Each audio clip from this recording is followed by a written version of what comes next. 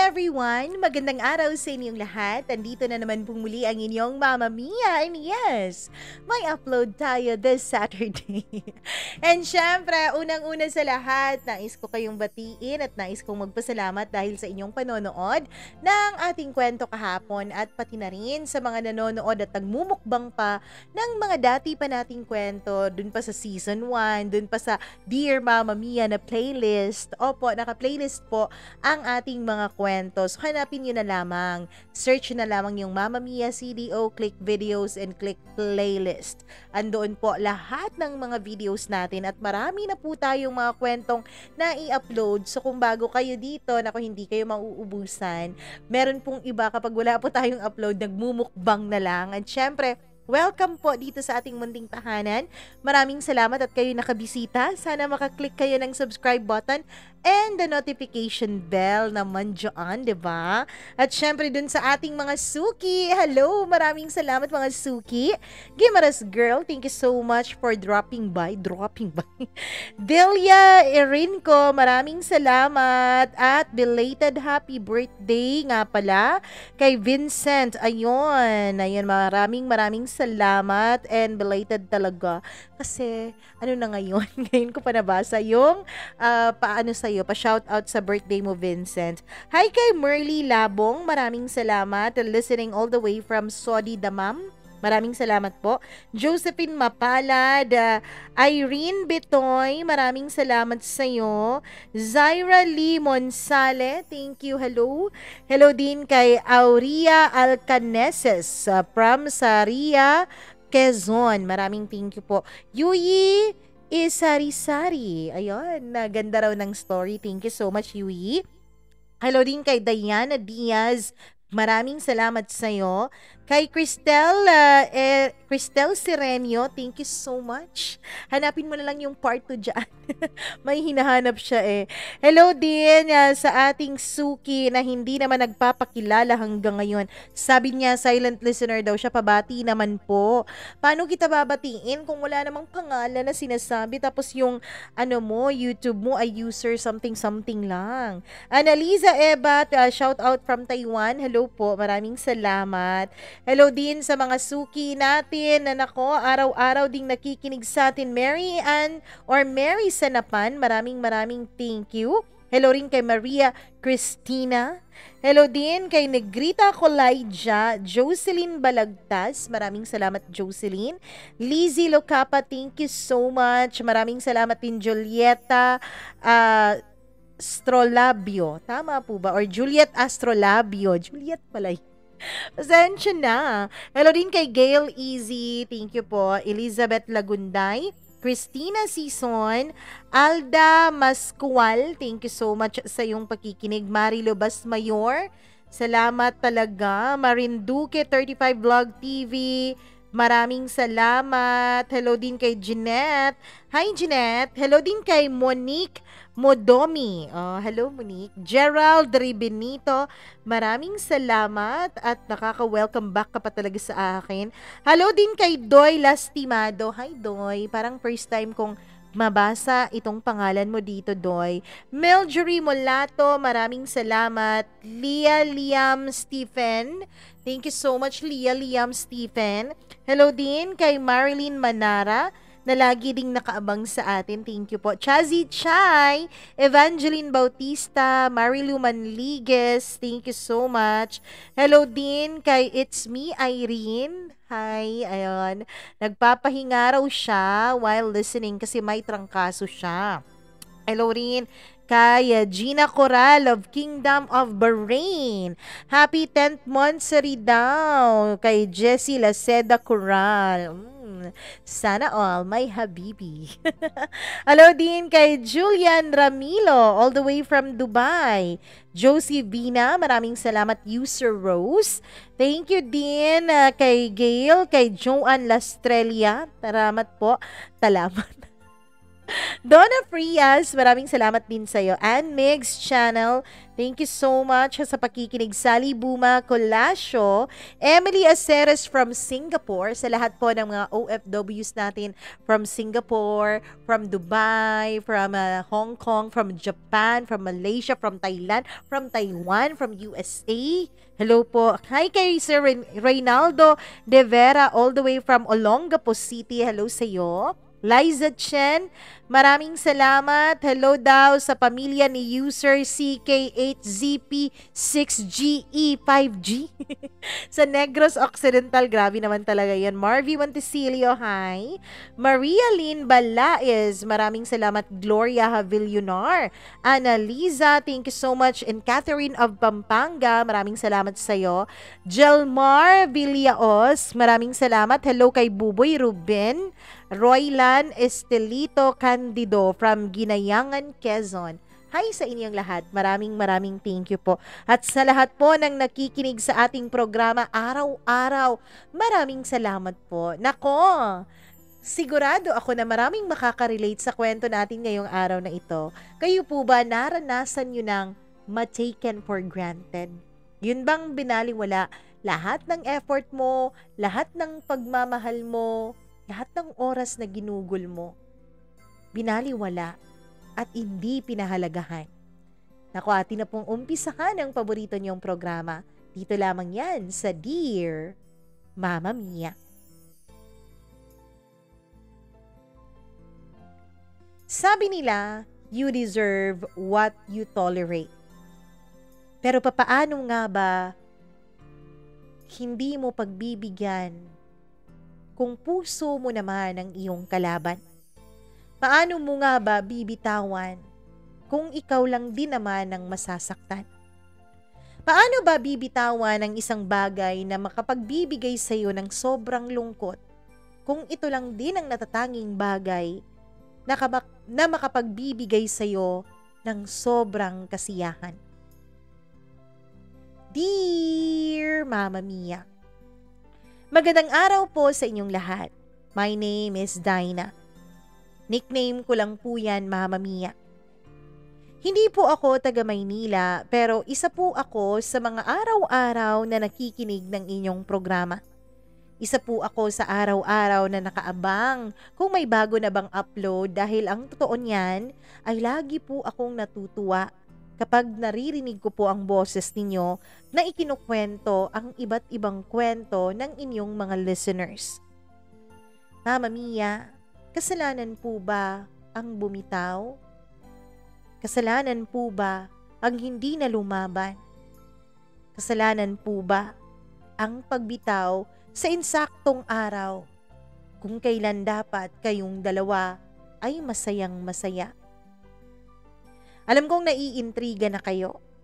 Oo, galing po ako sa isang napakahabang relasyon. 7 years to be exact, Mama Mia.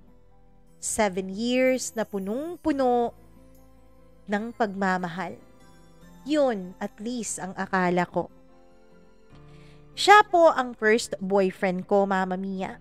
Nakilala ko lamang siya dahil meron kaming mga common friends sa Facebook at bigla na lang niya akong inad. Nung una ay ayoko sana siyang i-accept. Pero syempre, Mama Mia, ayoko naman na magmukha akong maarte, strikta at suplada. Kaya nung makita ko na marami kaming common friends sa Facebook, ay inaccept ko na lang din ang friend request niya. Nag-umpisa po kami sa pa-chat-chat lang. Hi. Siya ang unang nag-message sa akin. Nag-reply din naman ako agad. Hello. Nagpakilala siya sa akin, Mama Mia. Taga ibang school pala siya. Ang totoo niyan ay nagustuhan ko siya. Nagustuhan ko siya dahil medyo may pagkamagalang po siya kung kausap mo sa chat. Pagkatapos noon ay araw-araw na kaming magka-chat dalawa. Araw-araw niyang kinukumusta kung anong nangyari sa school, kung masaya ba ako, kung anong ginagawa ko sa buong araw. Hanggang sa niligawan na niya ako sa chat. Nung una ay hindi ko siya sineseryoso. Ang akala ko kasi ay biru-biruan lamang ang kanyang mga ginagawa. Sigurado ka ba talaga? Oo naman. Bakit? Nagdududa ka ba sa akin? Tanong niya. Itago na lang po natin siya sa pangalang Jay. Si Jay po, Mama Mia, ay mahilig talaga sa mga pa-sweet-sweet na kanta. Paminsan-minsan ay nagpo-forward siya sa akin ng mga lyrics ng mga kantang gusto niya. Ako naman, eto, kinikilig. Siguro nga madali lang pakiligin ang isang katulad ko na wala pang experience noon sa pakikipagrelasyon. After a year of courting sa chat, Mama Mia, ay sinagot ko na rin siya. Oo, naging kami, pero sa chat lamang nung una. Dahil ang totoo niyan, kahit na hindi naman masyadong malayo ang school namin sa isa't isa, kailanman ay hindi pa kami nagkikitang dalawa. Ang hindi ko maintindihan sa kanya noon, Mama Mia, ay kung bakit ayaw niyang magpakita sa akin. Baka ma-discourage ka kapag nakita mo ako sa personal, sabi niya. Ano ka ba naman? Mag-boyfriend na tayo eh. Pero ayaw mo pa rin magpakita sa akin. Baka bigla mo akong hiwalayan kung magpapakita ako sa'yo. Ano? Ganun ba kababaw ang tingin mo sa akin?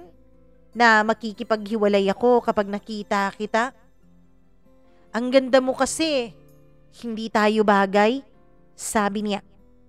At sinong may sabi na hindi tayo bagay? Alam mo, kapag iniisip mong hindi tayo bagay, hindi talaga tayo magiging bagay dalawa. Ang totoo niyan ay ako po ang laging namimilit na magkita na kaming dalawa. Nung una ay ayaw na ayaw niya talaga.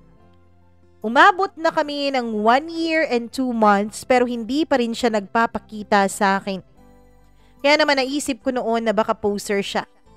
Pero hindi rin naman siguro dahil bukod sa chat ay nagbi-video call naman kaming dalawa. Minsan-minsan noo lang niya ang pinapakita niya. Pangminsan-minsan yung kanyang kaliwang pisngi naman. So siguro hindi nga siya poser. Pero para mapilit ko siya, Mama Mia, na makipagkita sa akin, ay sinabi ko sa kanya na maghiwalay na lang kaming dalawa kung ayaw niya talagang magpakita sa akin ng personal. Grabe ka naman, hiwalay ka agad? Ano pa bang silbi na may relasyon tayo pero hindi ka naman magpapakita sa akin? At yung pang silbi ng pagkakaroon natin ng relasyon kung hindi ka naman confident na matatanggap kita? Sabi ko. Mama Mia, sa tingin ko nga ay napilitan lamang siyang makipagkita sa akin dahil binigyan ko nga siya ng ultimatum na makikipaghiwalay ako kapag hindi siya nagpakita. So yun na nga, nag-set kami ng araw. Nag-eyeball kaming dalawa. Biruin mo yun? 1 year and 2 months na po ang relasyon namin. Yun pa lang ang unang pagkakataon na nagkita kami.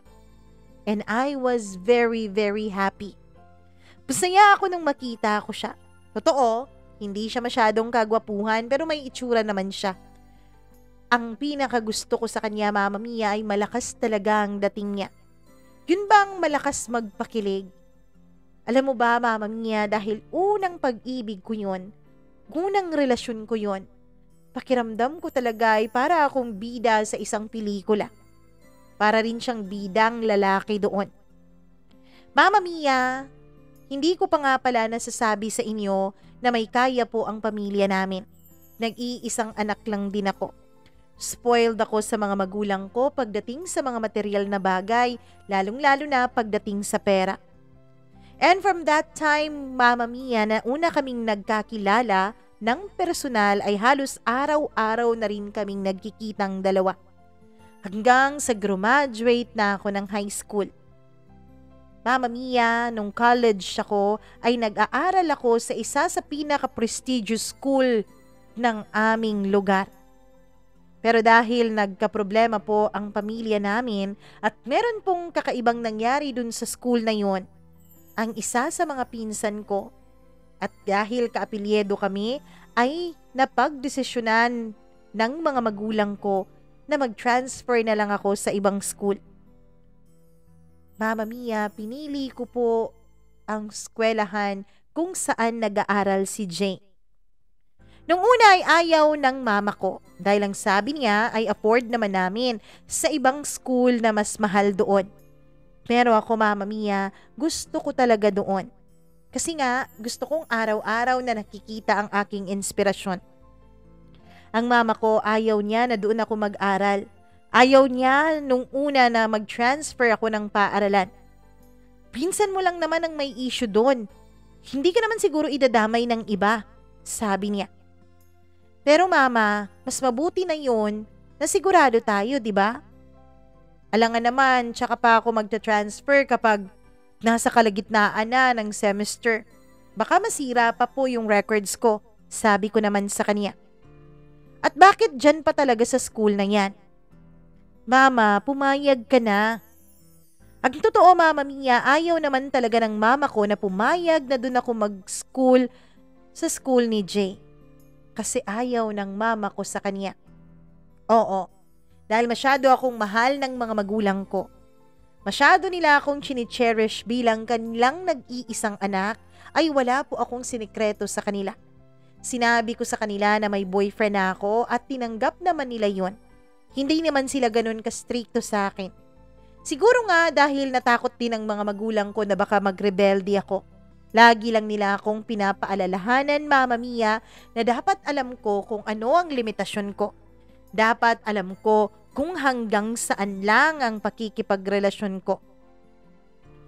Mama Mia, isa sa mga rason kung bakit ayaw ng mama ko kay Jay ay dahil kahit kailan ay hindi pa ito nagpapakita sa kanila.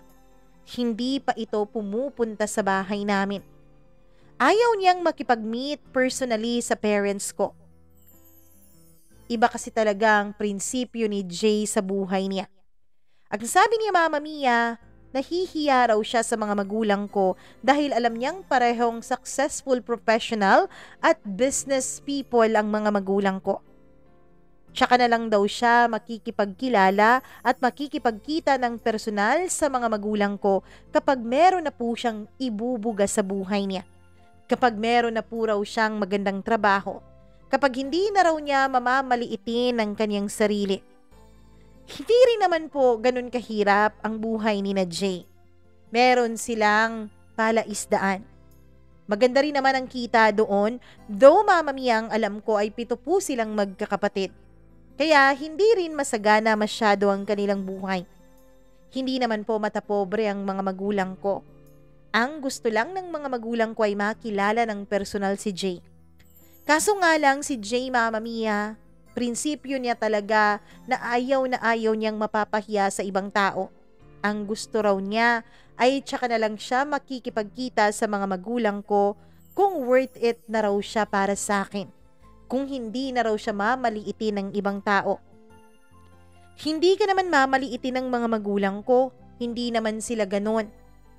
Alam ko, pero alam ko na ang iba niyong mga kamag-anak, kapitbahay o mga kakikilala ay ganun nang magiging tingin sa akin. Mama Mia, kahit anong pilit ko kay Jay na pumunta sa bahay namin, kahit mag-dinner lamang, ay ayaw na ayaw niya talaga. Kaya hinayaan ko na lang siya. Kahit na ang totoo ay ilang beses ko na ring nakaaway ang mga magulang ko, lalong-lalo na ang mama ko, dahil ayaw na ayaw niya talaga kay Jay.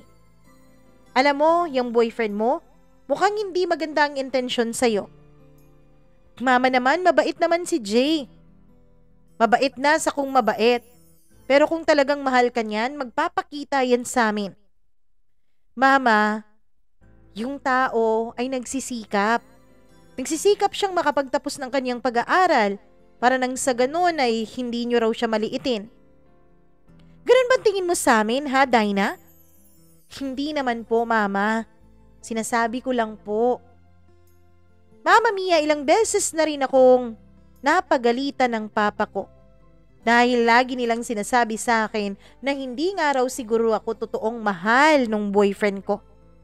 Pero kahit na anong sabihin nila ay hindi ko yun pinapakinggan.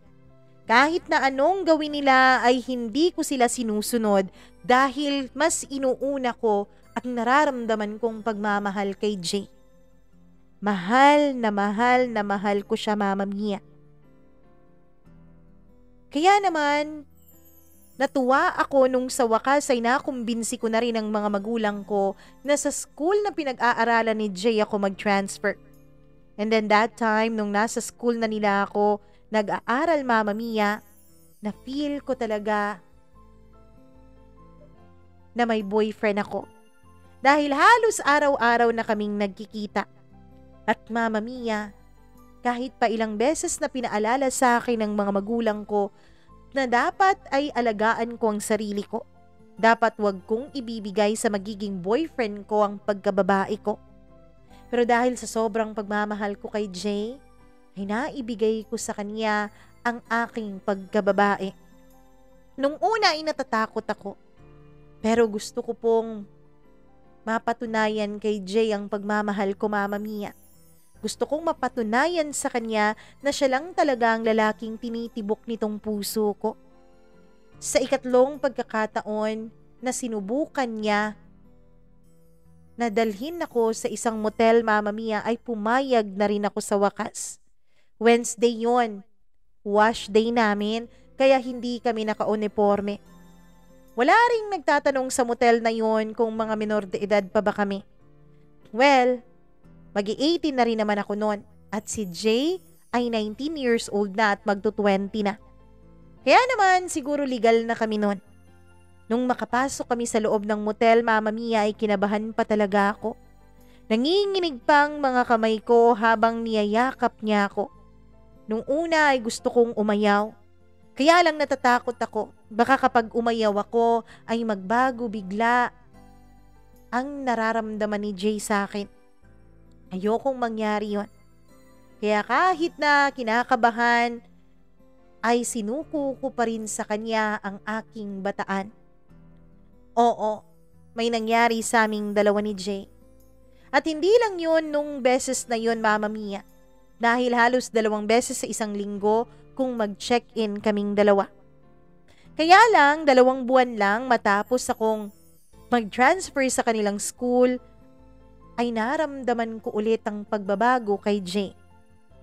Mama Mia, nung high school pa lamang po ako, nung nag-umpisa po kaming dalawa na maging mag-boyfriend, ay okay lang naman sa akin na ako ang laging taya sa tuwing lumalabas kami. Ako ang laging nanlilibre sa kanya. Kasi nga, kahit na hindi naman masyadong naghihirap sina Jay, ay alam ko naman na mas malaki talaga ang allowance ko sa kanya. Di hamak na halos 10 beses ang laki ng allowance ko kesa sa allowance na natatanggap niya mula sa mga magulang niya. Nabanggit ko nga kanina, Mama Mia, na 7 silang magkakapatid. Kaya nahihirapan din ang kaniyang mga magulang.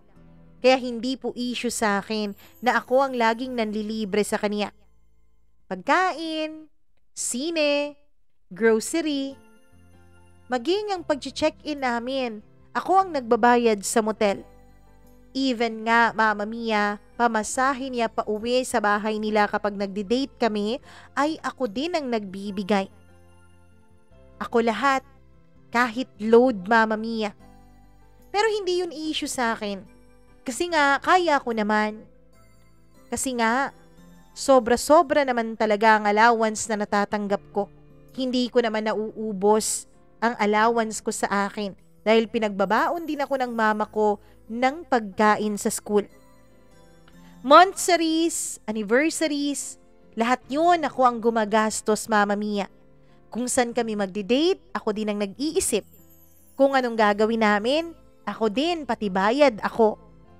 Kahit birthday niya, Mama Mia, ako lahat. Mula sa gifts, pati nga ang panghanda niya sa bahay nila ay ako din ang nagbibigay. Oo, Mama Mia, kahit estudyante pa ako noon, ay meron naman talaga akong pera. Pareho pong nagbibigay sa akin ng allowance ang pareho kong mga magulang. Wala naman kasing ibang pinaggagastusan ng mga magulang ko kundi ako lamang. At bukod pa doon ay marami na rin akong naging ipon simula pa nung nag-umpisa akong tumanggap ng allowance na pera mula sa mga magulang ko. Gaya nga ng sabi ko, hindi ko naman talaga nauubos ang perang binibigay sa akin kaya naiipon ko yon. Mama Mia, pati nga gala namin kasama ang mga kaibigan ko, pati na rin ang mga kaibigan niya. Lahat yun ako ang taya. Lahat yun ako ang nagbabayad. Okay lang naman sa akin. Wala namang kaso yun. Wala namang problema. Even piso, Mama Mia. Maski kahit na 5 centimos lamang ay wala talaga siyang naiaambag. Kahit nga isang love letter lang na isulat mo sa notebook ay wala talaga. Hindi kasi mahilig sa mga surprises at pag-gifts itong si Jay. Hindi ganon ang kanyang expression of love. At sabi niya sa akin noon, Mama Mia, na ipapakita at na ipapadaman niya sa akin ang kanyang pagmamahal sa ibabaw ng kama. Hindi rin naman siya nagkamali doon. Dahil ang totoo ay napapaligaya at napapasaya naman niya ang puso ko kapag nasa kama kaming dalawa. Lalo na kapag sinasabihan niya ako na mahal niya ako habang may nangyayari sa aming dalawa. Alam mo yung make love? Hindi lang basta-bastang pagtsutsuk-tsakan. Yun po ang naramdaman ko sa kanya. Kaya kahit wala akong nare-receive na kahit na ano mula sa kanya, ay hindi po ako nagre-reklamo. Hindi po ako nagde-demand sa kanya. Kaya lang, nag-iba naman ang ugali ni Jay. Mula nga nung lumipas ang 2 buwan mula ng pagka-transfer ko sa school na pinag-aaralan niya, ay napansin ko, Mama Mia, ang malaking pagbabago sa kanya. Napansin ko na nagbago siya. Kung noon ay ako ang laging nag-o-offer ng mga palibre, pag-gifts at kung paano-anong surprise sa kanya, ngayon ay pasimple na po siyang nagde-demand sa akin. Hindi naman diretsahan ang kaniyang pagde-demand. Nung una ay lagi niyang sinasabi sa akin na sira na raw ang sapatos niya. Kapag umuulan daw ay napapasukan na ng tubig. Kung sana daw ay branded ang kaniyang sapatos ay hindi siguro ganun kadaling masira. Kaso lang hindi naman kaya ng mga magulang ko na bumili ng branded para sa akin. Yung mga kapatid ko naman kasi, alam ko kapag binilhan ako, magpapabili din sila. Kaya wala ni isa sa amin ang may branded na gamit. At dahil nga mahal ko siya, Mama Mia, binibili ko agad siya ng branded na sapatos. Akin to, babe. Napakaswerte ko talaga sa'yo. Salamat, ha. Lagi niya akong niyayakap at hinahalikan kapag pinagbibigyan ko siya. Ganun lang paunti-unti ang kanyang demand. Parang pagpaparinig lamang. Parang subtle lang na panghihingi. Pero kinalaunan, Mama Mia, ay nagde-demand na rin siya sa kung ano ang mga gusto niya. Tulad na lamang kapag nagde-date kami. Sabi ko sa kanya, dito kami kumain sa fast food, pero ang sabi niya, nauumay na raw ang tiyan niya sa fast food. Gusto raw naman niya masubukan na mag-restaurant. So dahil nga mahal siya ng lola mo, pinagbibigyan, nagre-restaurant, nagsasangyupsal. Mama Mia, pati nga mga batal o kulang niya sa kanyang tuition fee ay ako po ang pumupuno at nagbabayad. Isang araw ay nakita ko siya sa may kantin na hindi kumakain. Oh babe, hindi ka pa ba kumakain? Inantay kita eh. Okay, ano bang gusto mo? Tanong ko. Burger meal? Nag-order ako nun, Mama Mia. Hindi na siya tumayo pa sa kinauupuan niya dahil baka raw may ibang umupo doon. Punuan kasi ang kantin noon kasi nga lunch break. Pagkatapos kong umorder ay dala-dala ko na ang tray kung saan nakalagay ang mga orders at pagkain namin. Nung papalapit ako sa kanya ay napansin ko na parang malungkot siya. Nung nakita niya ako ay kinuha niya naman ang tray na bitbit ko. Umupo na ako pagkatapos ay nag-umpisa na kaming kumain. Pero napansin ko na parang wala siyang gana. Hindi mo ba gusto yung pagkain, babe? Tanong ko. Gusto naman, babe. Gusto pero bakit parang hindi mo nagagalaw? May problema ka ba? Tanong ko sa kanya. Ano kasi, babe? Parang hindi ako makakapag-exam eh. Ano? Bakit naman? Kulang kasi yung pambayad ko. Kinapos kami. Yung mga kapatid ko kasi may mga projects na kailangang bilhin. Tapos, na-ospital pa yung bunso namin kaya kailangang magbayad sa ospital at bumili ng mga gamot. Ganun ba? Magkano ba kulang mo? 7,000 pa eh. Okay, sige. Huwag ka nang malungkot dyan. Bayaran natin yan mamaya. Babe, wag na. Nakakahiya. Sabi niya. Babe, wag ka nang mahiya. Bayaran mo na lang ako kapag may extra ka ng pera o kapag nagbayad na ang mga magulang mo. Sa ngayon, mas importante na makapag-exam ka. Salamat, babe ah. Mahal na mahal mo talaga ako. Mama Mia, nag-umpisa lang sa ganon. Paminsan-minsan, ako po ang nagbabayad sa kulang niya sa kanyang tuition. Hanggang sa hindi na lang yon, nagde-demand na rin siya like t-shirts, pants, branded na sapatos, branded na relo at kung ano-ano pang gamit. Okay lang naman yun sa akin dahil nga mahal ko siya. Masaya ako kapag naibibigay ko sa kanya ang mga gusto niya. Masaya ako kapag napapangiti ko siya. Masaya ako kapag dahil sa sobrang saya niya ay nahahalikan niya ako at nasasabihan niya ako ng mahal niya ako. Yun lang, Mama Mia, masaya na ako. At kahit may mga demand siya sa akin, ay lagi niya pa rin sinasabi sa akin na nahihiya na raw siya dahil lagi na lang daw ako ang gumagastos. Huwag kang mag-alala, babe. Kapag nagkatrabaho na ako, sigurado ako babawi ako sa'yo. Yan ang lagi niyang pangako. Mama Mia, kapag may nakakaalam sa mga kaibigan ko na binilhan ko na naman ng panibagong gamit o nilibre ko na naman ng kung saan ang boyfriend ko, ay lagi nila akong pinagsasabihan. Pati nga mga pinsan ko na nakakaalam na ako ang gumagastos sa date namin, pati nga mas mga matatanda pa sa akin, ay lagi akong pinagsasabihan. Lagi nilang sinasabi na ginagawa lang akong sugar mommy ng boyfriend ko. Alam mo, ang bata mo pang sugar mommy. Yan ang lagi nilang sinasabi. Uy, hindi naman niya ako sugar mommy. Mahal naman niya ako eh. Nagkataon lang na mas may kaya ako na ibigay sa kanya ang mga material na bagay. Pineperahan ka lang ni Jay, Dinah. Hindi mo ba nakikita? Laging saway sa akin ang mga magulang ko. Alam mo, kung talagang mahal ka niya, dapat nagpakilala na siya sa mga magulang mo eh. Pero bakit hindi niya magawa yun? Bakit ayaw niyang makipag-meet sa parents mo? Kung totoong malinis ang intensyon niya, papatunayan niya yun sa mga magulang mo. Yan ang palagi nilang sinasabi sa akin na ewan ko ba kung bakit hindi pumapasok sa kokote ko. Mama Mia, binabaliwala ko na lang lahat ng mga komento sa akin ng mga kaibigan ko at ng mga kakilala ko. Dahil nga naniniwala ako kay Jay. Kahit na ang dami-dami na nilang nagsasabi na pineperahan lang ako ni Jay, na ginagamit lang niya ako, ay mas pinaniniwalaan ko pa rin ang sinasabi ni Jay sa akin. Na mahal niya ako, Mama Mia.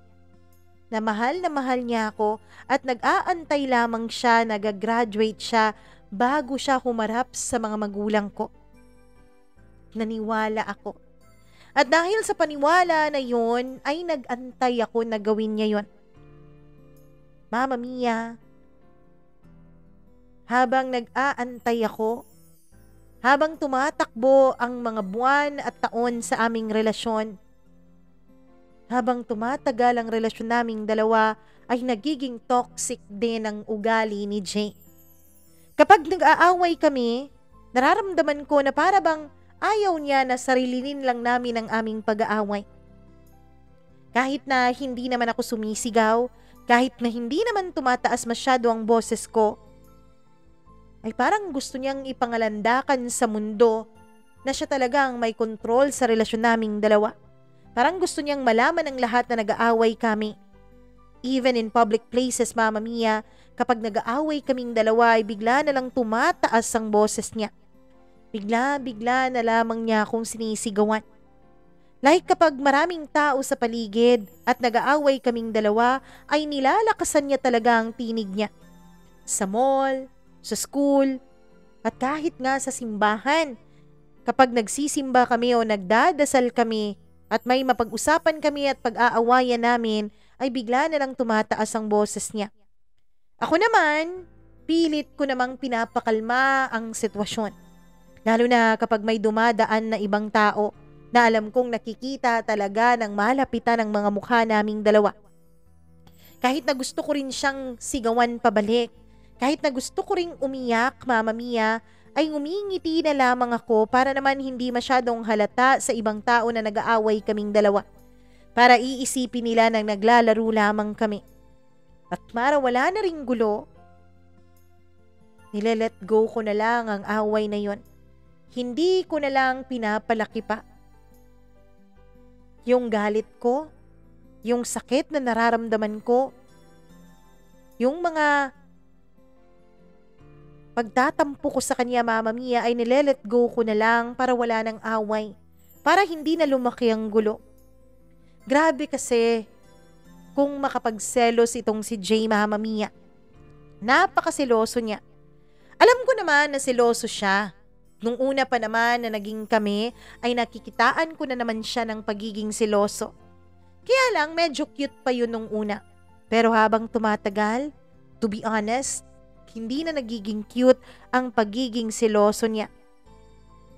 Kasi Mama Mia, may mga pagkakataon na dahil sa sobrang pagsiselos na nararamdaman niya, ay nasasaktan na niya ako. Like physically talaga. Paminsan-minsan kapag nagsiselos siya at nakita niya akong may kausap na iba, ay bigla na lang niyang hihilain at hahablutin ang braso ko. Paminsan-minsan naman, Mama Mia, ay hahawakan niya ang kamay ko, pagkatapos ay pipisilin niya ito ng malakas na nasasaktan talaga ako. Pero kahit na ganun siya, ay binaliwala ko pa rin ang mga red signs at red flags na yon. Dahil mahal ko siya. Dahil mahal ko pa rin siya. Kaya naman nanatili pa rin ako sa tabi niya. Pinanindigan ko pa rin ang relasyon naming dalawa. Pinaninindigan ko pa rin ang pagmamahal ko sa kanya. Mas pinipili ko pa rin siyang intindihin. Kapag kasi umiiyak na ako, Mama Mia, at kaming dalawa na lang, ay lagi niyang sinasabi sa akin na stress lang daw siya sa bahay nila. At stress lang din daw siya sa kanyang pag-aaral. Alam ko naman, Mama Mia, na hindi rin naman lahat ay kasalanan ni Jay. Hindi naman lahat ng pag-aaway namin ay siya ang dahilan. Tao lang din naman ako, kaya nagkakamali rin ako. Sometimes, mahirap talaga akong intindihin. Sometimes, Mama Mia, lagi na lang akong nagagalit kahit na wala namang rason para magalit. Di ba ganyan naman talaga tayong mga babae, Mama Mia? May paminsan-minsan, lalo na kapag malapit na tayong dadatnan ng ating monthly period, ay bigla na lang tayong nagagalit ng walang dahilan. Bigla na lang tayong nagtatampo kahit na wala namang dapat na ikatampo. Ewan ko. Hormones, sabi nga nila. Mama Mia, kaya naman, lalo na kapag kasalanan ko, ay ako talaga ang unang humihingi ng tawad kay Jay. Ako ang unang nagpapakumbaba.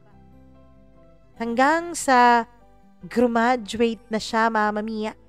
Graduate na siya ng college. Naisip ko noon sa wakas, makikilala na rin ng mga magulang ko ang lalaking minamahal ko kasi nga graduation na niya. Akala ko noon, ilang araw after ng kanyang graduation ay pupunta siya ng bahay namin para formal nang magpakilala sa mga magulang ko.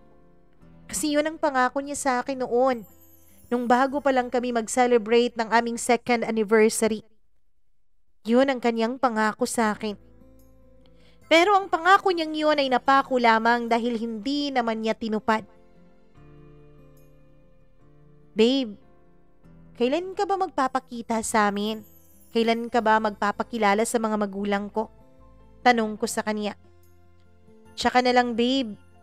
kapag pumasa na ako sa board exam. Nagre-review pa kasi siya noong mga panahon na yun, Mama Mia. Engineering kasi ang kurso niya.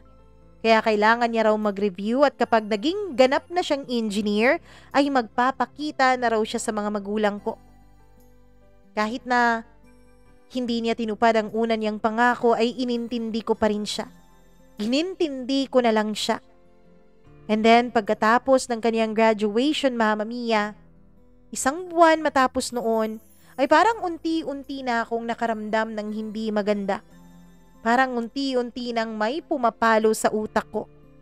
Parang unti-unti ay natatauhan na ako. Natatauhan na ako kung bakit parang ako na lang ang lahat. Ako na lang ang nag-e-effort sa lahat. Parang ako na lang ang gustong mag-work yung relationship namin. Ako na lang ba palagi? Ako na lang ba palagi ang magbibigay? I know, Mama Mia. I know na hindi naman talaga dapat ako nangungwenta lalo na pagdating sa pera. Dahil hindi naman talaga nagmamatter sa akin ang pera.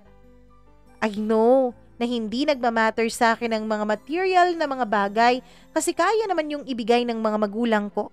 At kahit na medyo may pagka-spoiled ako, ay hindi naman ako materialistic na klase ng tao. Pero naiisip ko noon, Mama Mia, binabalikan ko lahat ng mga monthsaries at anniversaries namin. Even birthday ko, Christmas, New Year, Valentine's Day at kung ano-ano pang mga special days sa taon. Ni isa, Mama Mia, wala akong na-receive mula sa boyfriend ko. Maski piso, maski candy, wala akong na-receive mula kay Jay. Kahit nga ang pinaka-inaasam-asam kong love letter man lang ay wala. Kahit nga sweet long message sa text at chat, wala pa rin. Yung message niya ay kumain ka na ba? Huwag kang pagutom, I love you. Ganun lang. And for almost 7 years ng relasyon namin ay wala talaga. Natatanong ko na noon ang sarili ko, paano ko ba kinaya ang lahat ng yon? Paano ko ba inintindi ang lahat ng yon? Bakit ko naintindihan na yon? Bakit naintindihan ko ang lahat ng yon? Bakit kinalimutan ko ang sarili ko? Bakit sa tuwing mas maliit ang pagmamahal na binibigay niya sa akin ay nilalakihan ko ang pagmamahal ko sa kanya? Para maging sapat yun para mag-work ang relationship naming dalawa. Kahit na nakagraduate na nga siya at ako wala, pero ako pa rin. Ako pa rin ang nag-e-effort sa aming dalawa. Ako pa rin ang gumagastos. Nakakalimutan ko na maging ang sarili kong pamilya dahil sa kanya. Nakakalimutan ko ng pahalagahan ang sarili ko, pati na rin ang mga magulang ko para sa kanya, pero parang baliwala lang sa kanya. Parang ako ay hindi naman ganun kahalaga sa kanya. Naiisip ko nga noon, tama ba ang sinasabi ng iba? Ginagamit lang ba ako ni Jay? Tinitake advantage lang ba niya ang pagmamahal at kabaitan ko? Kahit na ayaw ko, Mama Mia, yun ang isang ideya na pilit na pumapasok sa utak ko. Pilit na ginigising ang diwa ko. I know na hindi ko dapat gawing basihan sa pagmamahal ng isang tao ang mga material na bagay. Dahil may mga tao nga naman na hindi kayang ibigay ang mga material na mga bagay na yun, pero hindi naman ibig sabihin na kulang ang pagmamahal niya.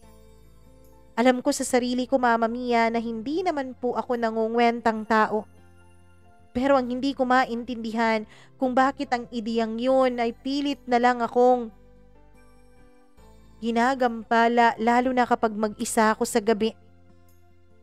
Hanggang sa dumating ang buwan ng May, napili po akong mag-Reyna Elena sa barangay namin. Nag-away pa talaga kaming dalawa ni Jay noon dahil nagsiselos siya kasi baka raw may ibang lalaking ipapartner sa akin. Mama Mia, nung Santa Cruzan na yon ay hindi po siya nagpakita sa akin. Wala siya. Kahit na inimbitahan ko siya dahil sabi ko ay fiesta din sa amin, ay hindi pa rin siya nagpakita. Dahil ang sabi niya, ayaw niya raw na makakita na may ibang lalaking ipapartner sa akin. Kahit na sinabi ko sa kanya na bata naman ang magiging partner ko, sabi niya ayaw pa rin niyang makita na may ibang mga lalaki na tumitingin sa akin na magnanasa at magagandahan sa akin. Mama Mia, that time, pumasok na po sa isip ko na makipaghiwalay na lang kay Jay. Kasi parang hindi naman niya ako binibigyan ng importansya. Pero hindi ko kinakaya. Nasasayangan kasi ako. Nasasayangan ako sa almost 7 years naming relasyon. Ayoko makipaghiwalay sa kanya dahil lang sa mga rason ko na yon, dahil pakiramdam ko ay hindi sapat yun para itapon ko ang 7 taon. Isa pa, Mama Mia, kahit na ang dami-dami ng mga bad ideas na pumapasok sa isip ko, ay mahal na mahal ko pa rin naman si Jay. So pumunta ako noon sa simbahan. Humingi ako ng sign mula kay Lord. Sabi ko sa kanya kapag dumating na ang anniversary naming dalawa at kapag kusa siyang mag-e-effort para sa akin, ay hindi ko siya hihiwalayan. Mananatili ako sa kanya. Mananatili ako sa tabi niya. Pero kapag wala pa rin siyang gagawin, kapag pareho pa rin sa mga nakaraan naming mga anibersaryo, like wala lang sa kanya, then I will let him go. I will let myself free from him. Mama Mia, lumipas ang 1 buwan at namatay po ang lola ko. Sinabi ko yun sa kanya. Close po kasi ako sa lola ko kaya akala ko ay pupunta siya doon para i-comfort niya ako. I thought, Mama Mia, yun na ang magiging tamang panahon para makilala na niya sa wakas ng personal ang mga magulang ko. Akala ko ay kukomfort niya ako. Akala ko dadamayan niya ako pero wala. Hindi nangyari dahil hindi siya nagpakita. Kahit nga sa mismong libing ng lola ko ay wala siya. Ang lagi niyang rason, Mama Mia, ay busy raw siya sa kanyang review. Meron nung dumating ang buwan kung kailan mag-e-exam na siya, Mama Mia, ay doon ko lang nalaman mula sa kanyang nakababatang kapatid na hindi pala siya nagre-review. Dahil ang sabi niya sa mga magulang niya ay magpapahinga lang daw muna siya ng 1 taon bago siya mag-review at bago siya humanap ng trabaho. Galit na galit ako noon sa kanya, Mama Mia. Ilang mga special days, mga special occasion sa bahay namin na hindi siya nagpakita dahil ang lagi niyang nirarason sa akin ay busy siya sa kanyang pagre-review. Pero yun pala, pagsisinungaling lang ang lahat dahil hindi naman siya nagre-review. San ba siya nagpupunta sa mga panahon na yon? Sino ba ang mga kasama niya?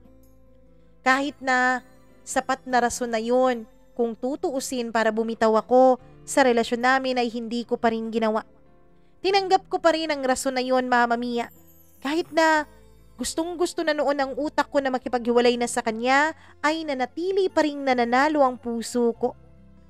Nananalig pa rin kasi ako noon na may isasalba ko pa ang relasyon namin mula sa aming mga problema. Iniisip ko noon, Mama Mia, na ako naman siguro talaga ang may problema. Ako ang may malaking kinakailangan sa kanya. Kaya lagi kong sinasabi sa sarili ko, intindihin mo lang, okay lang. Habaan mo pa ang pasensya mo. Ikaw na lang ang umintindi. Kahit na hindi na ako sigurado noon kung maiintindihan ko pa siya, Mama Mia, ay ginawa ko pa rin na intindihin siya. Hanggang sa dumating na ang buwan ng birthday ko.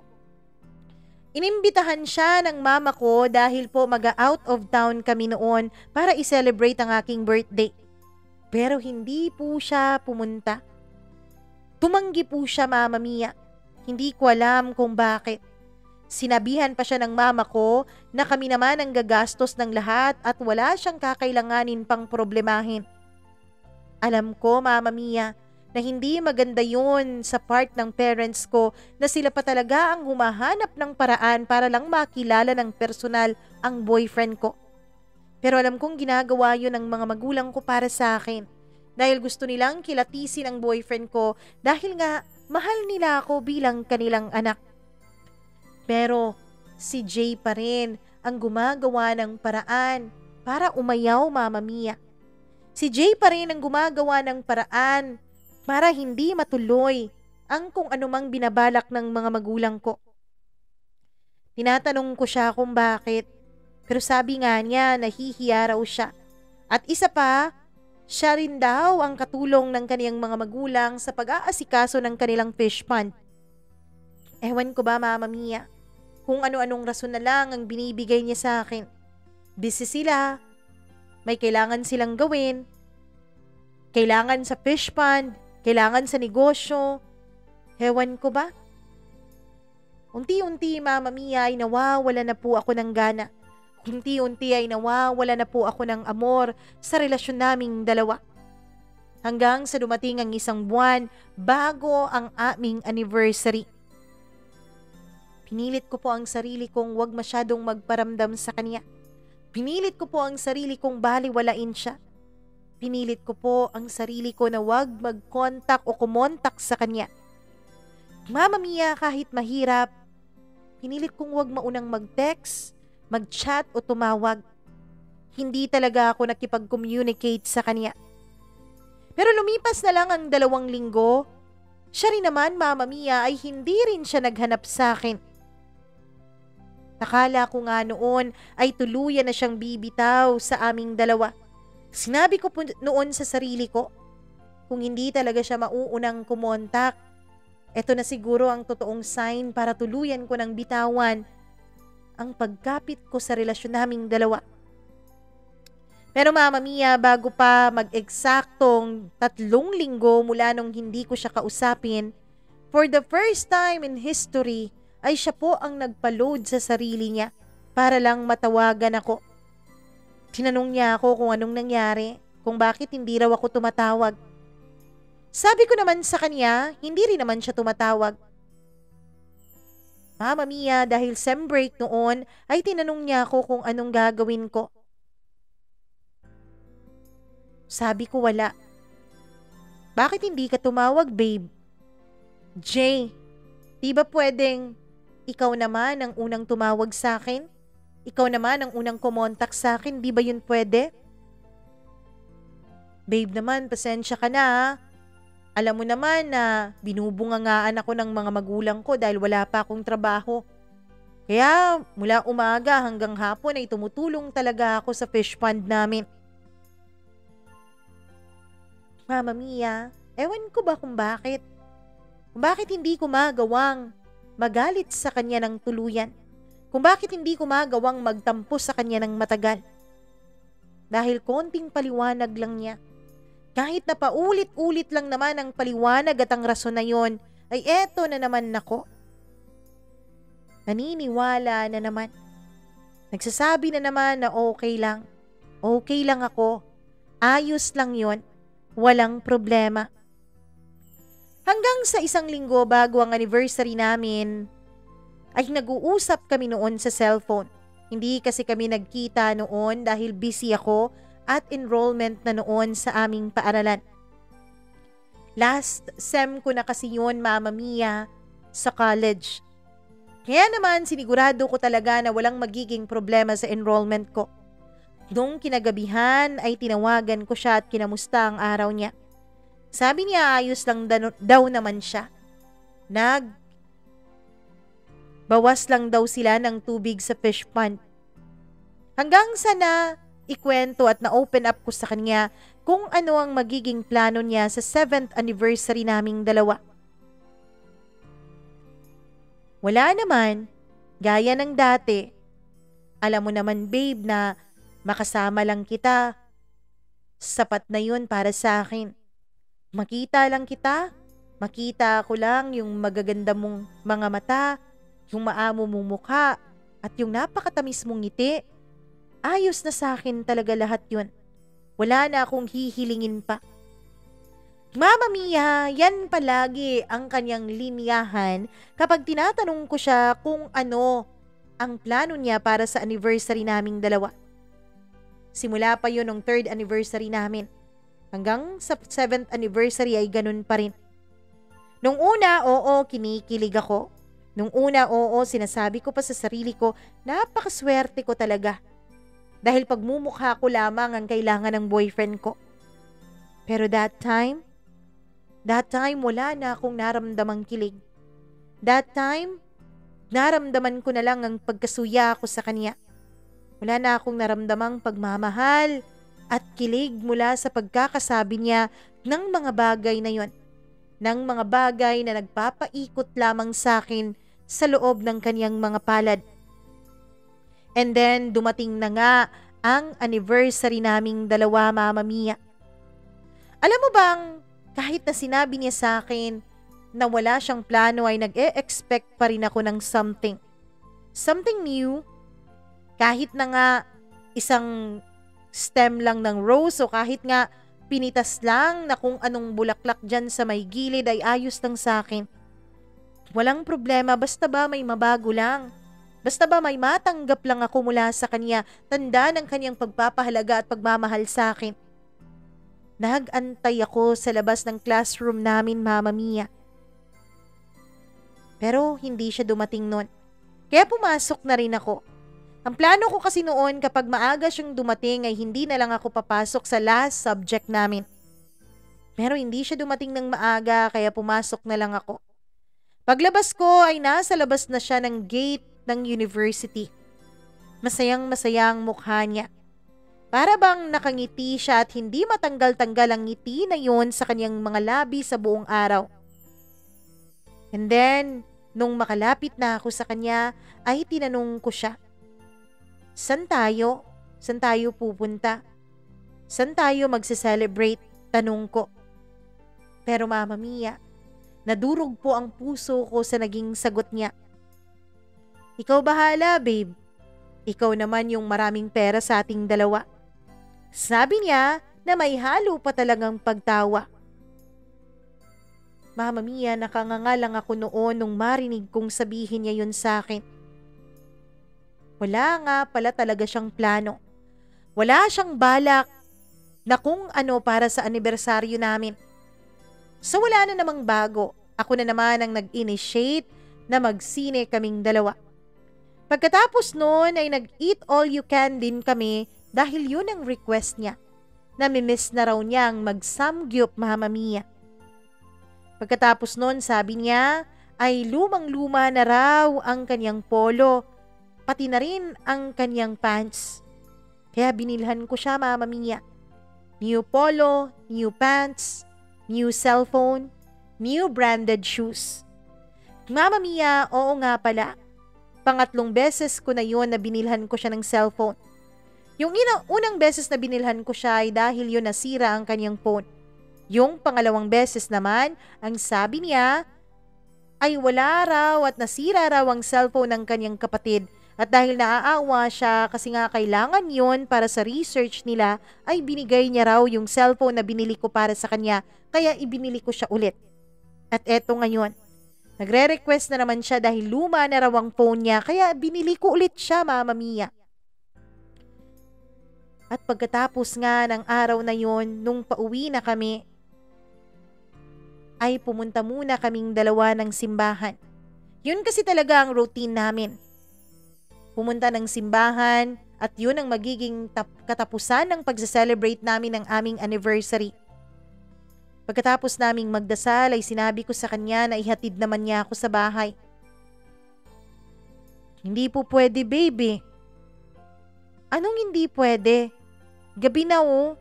Pwede bang ihatid mo naman ako?" "Babe, alam mo naman 'di ba? Wala pa akong ibubuga sa harapan ng parents mo.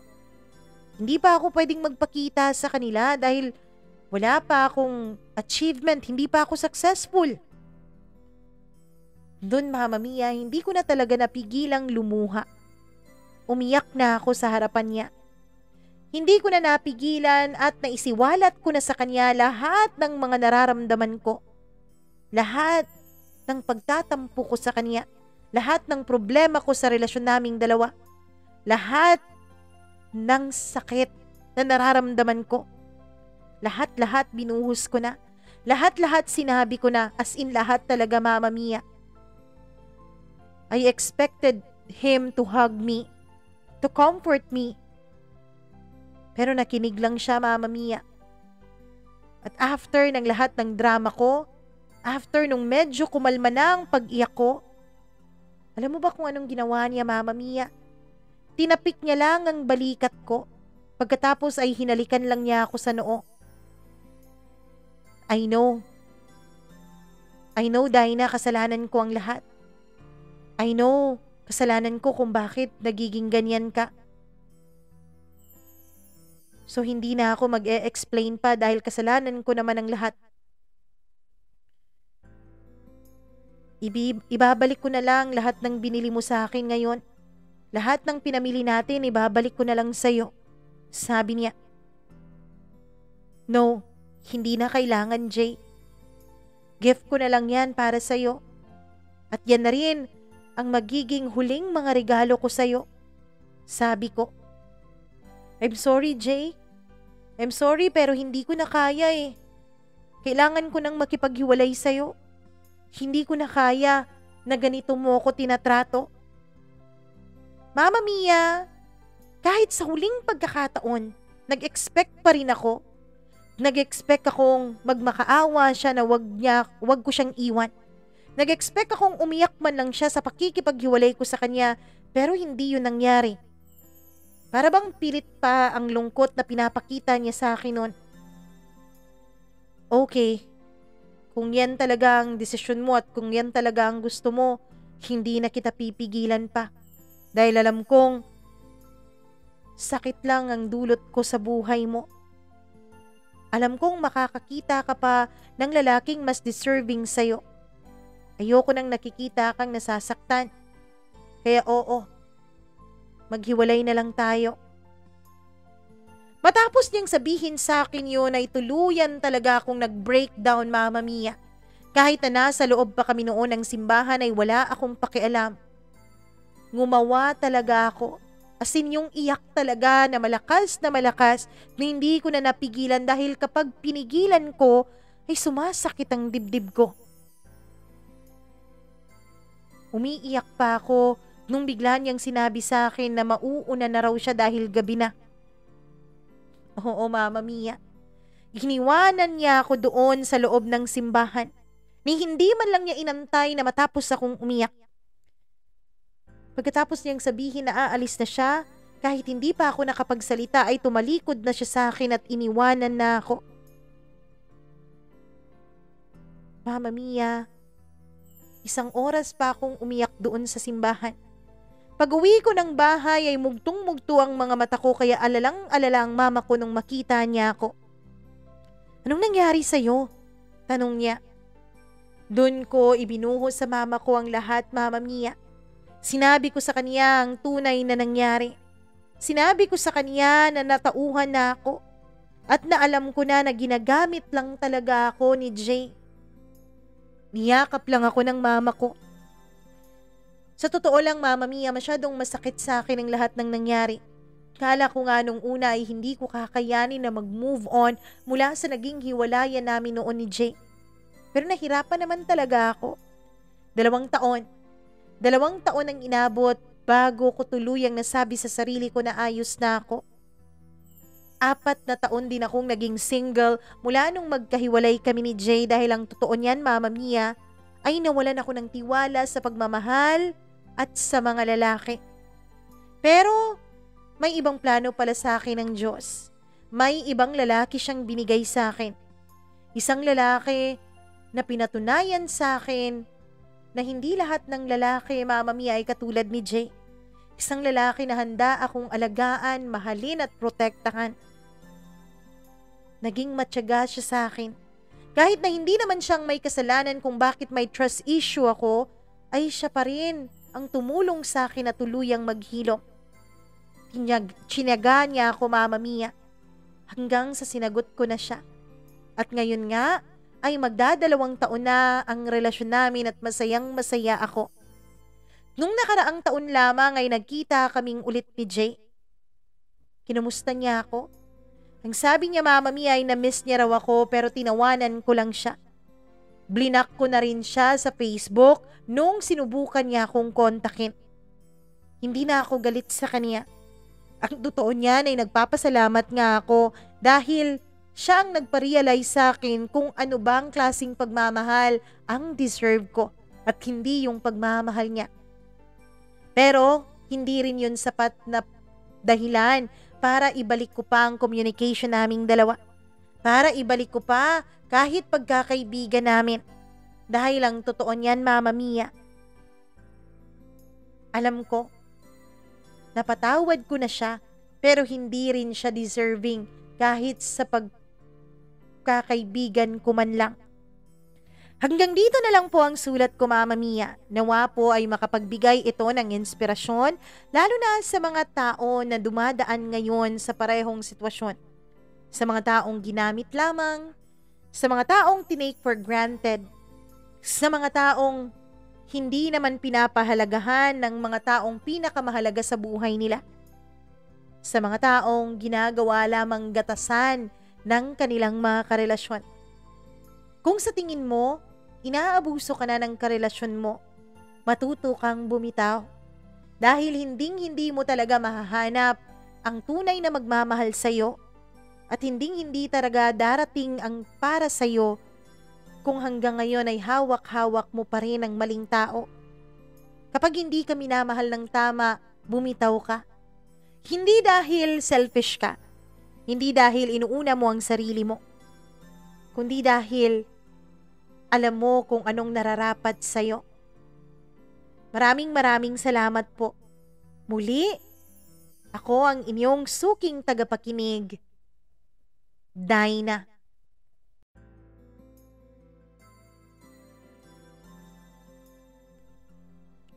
Napakaganda naman ang naging kwento ng buhay ni Dina. Katulad niya, siguro ang iba sa atin o karamihan sa atin ay dumaan din sa parehong sitwasyon.